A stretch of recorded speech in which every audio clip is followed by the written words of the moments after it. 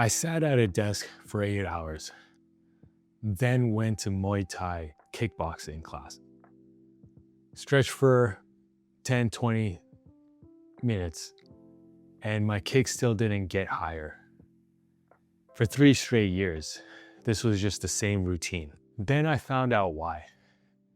And if you're a guy over 30 who sits at a desk all day and trains a few times a week, you're probably making the exact same mistake I was.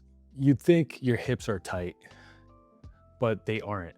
Your nervous system is just trying to protect you. Let's do the math. On your day, you sit at a desk 8 hours, maybe even 10 hours. You're locked in a hip flexion. Your brain and your nervous system adapts to that position as your default setting. It becomes your baseline. Then you pack your gym bag and drive to the gym. Again, you're sitting. And then you step on the mats. You spend maybe 10, 15 minutes stretching if you get there early. And you're pulling on those muscles, trying to force them open. So do you really think 20 minutes of pulling on a muscle is going to undo 10 hours of sitting? The mat doesn't just work. It's actually worse than that. When you do static stretching, you are often pulling on muscles that are already long enough.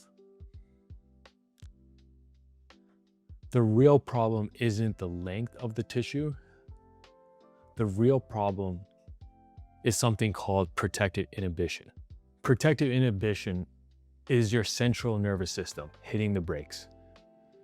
When you throw a high kick, your leg enters an extreme range of motion. If your brain doesn't feel safe in that end, if it knows you don't have the strength to control the joint out there, it will literally block the movement.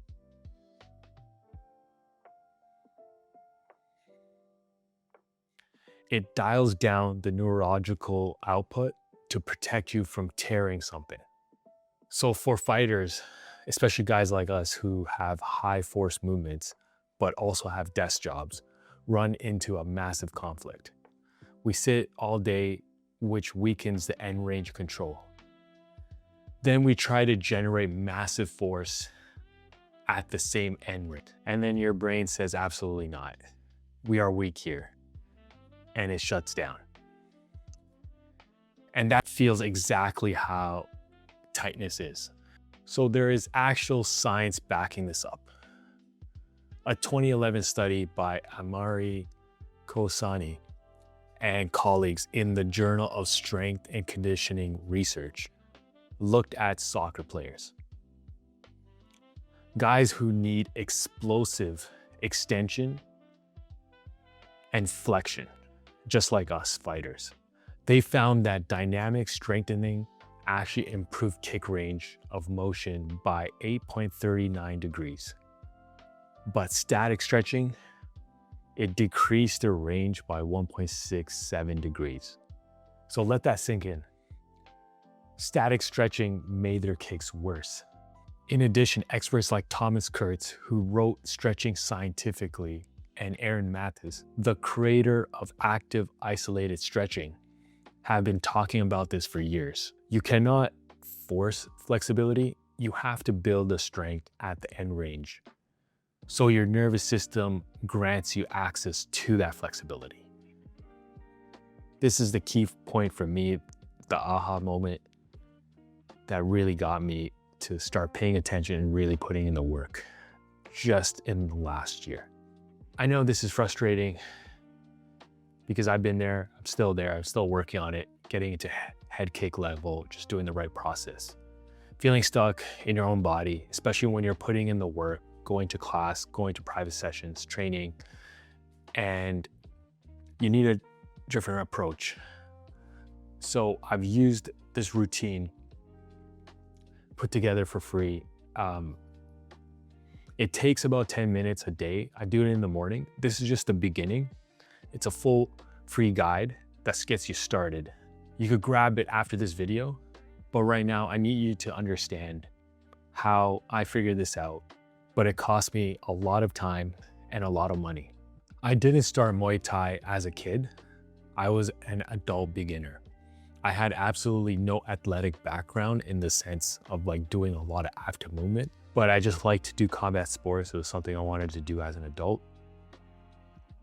And I wanted to get to that, head kick, let alone even getting to a body kick was already tough and it was bad. With my story, I did what everyone tells me to do, which is stretch, do yoga.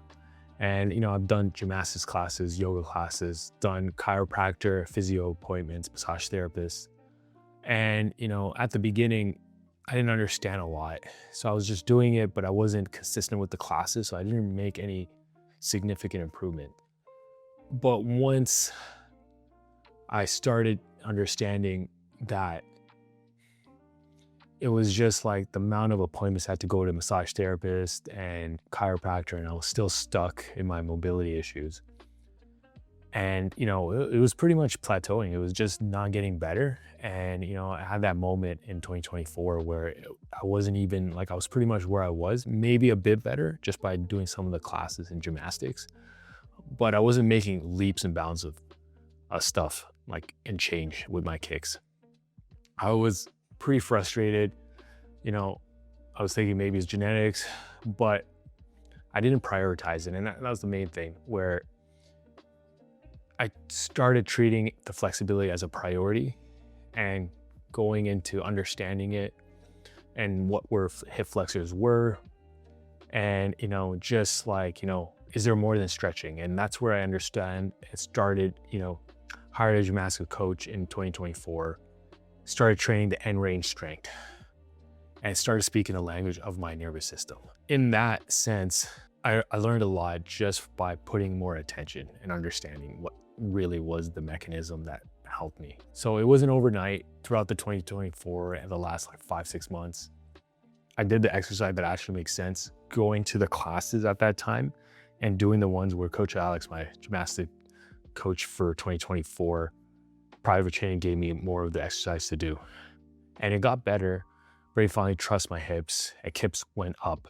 But especially within that 2025 year, last year is when I really got a lot more, where I had Coach Odie full-time helping me online, figuring out what exercise works, going through it, the diagrams, what I'm doing right, what I'm doing wrong, how to improve. And that helped me a lot, especially going back to Toronto when I was training Muay Thai there, to be able to start doing clean body kicks without any crazy efforts. It was just really well. So one of the main things that helped here was build hold control method. It is how I called it.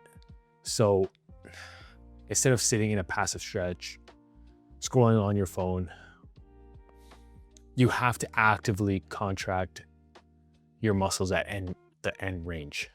So this is like active work, and not like, middle splits or front splits kind of stuff. So how I done it is, step one, you build. You find the edge of your mobility, the point where it feels tight but not painful. Step two would be you create an isometric contraction. You push against the resistance, whether that's the floor, the band, or your own hand, and you hold it, telling your brain, look, I have the power here, I am safe. I'm safe here. Then step three, control. You actively move through that new range of motion without relying on momentum. This is key. No bent legs, no bending over. You own the space. And this takes time. It gets frustrating, but it takes time, and you just got to continue to trust the process and just do the rest, be consistent in your training. And for me, the standing bent knee to chest, and keeping the knee at chest level or at hip level without dropping below the lips was a key exercise for me. So when you do this, you bypass protective inhibition. You aren't asking your nervous system for permission to stretch. You are proving to it that you have the strength to be there. And this is just more of a continue doing the work, continue do the exercise on a weekly basis. Not every single day you want to give your body a rest, but this is the only way a 40-year-old person who sits at a desk is going to throw a high kick without tearing his groin. You have to stop stretching and you have to start building the strength in order to support your nervous system and to show that it has the ability to go that distance without causing any sort of injury. If you are tired of stretching for hours and getting nowhere, it's time to change the strategy. Like I mentioned earlier, I put a free protocol guide called the 10-minute hip fix. It walks you through the exact key 6 exercises and movements that specifically help with your hip flexors and start building that end range strength today. So it's a great exercise to do in the morning and without spending hours, anywhere else, like with the chiropractor or massage therapist, and you could do more within training. Through this 10-minute fix, you'll get the first part of it, and then you'll learn more when you look into the PDF I have as well, where it gives you the strength and then it gives more of my time and value. And then if you want more expertise and just save your time, then there is also a premium program under my website, kowsan.ca/hip-flexors, and you'll see work with me one-on-one, and I'll be able to go through the exercises on video, show what's right, what's wrong, and help with a custom plan for that. The link is in the description to all these programs. You could take a look and see what's right for you, so you can stop fighting your nervous system and instead build the strength, own the range, and I'll see you on the mats. Thanks for watching, and I'll see you in the next video.